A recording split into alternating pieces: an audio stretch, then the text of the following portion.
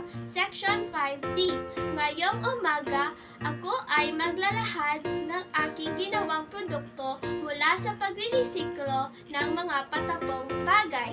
Isa-isahin ko rin sa inyo ang mga katangian ng bawat materyales na aking ginamit para mabuo ang produkto na ito.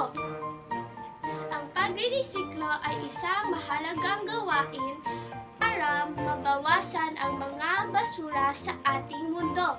Kaya tara na, magsimula na tayo! Ang aking niresiklong bagay ay parol.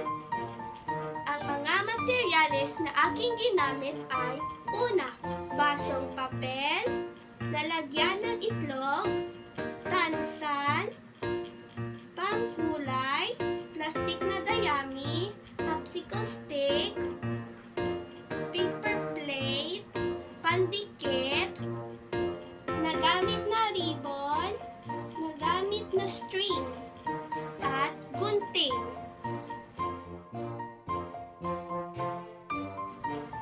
Ang mga katangian ng bawat materyales na aking ginamit ay una, basong papel, lalagyan ng itlog, pinggan na papel, ay flexible at makulay at magaan.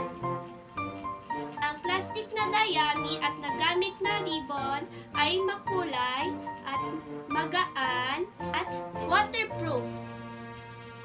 Ang tansan ay malleable at ang pangkulay ay makulay.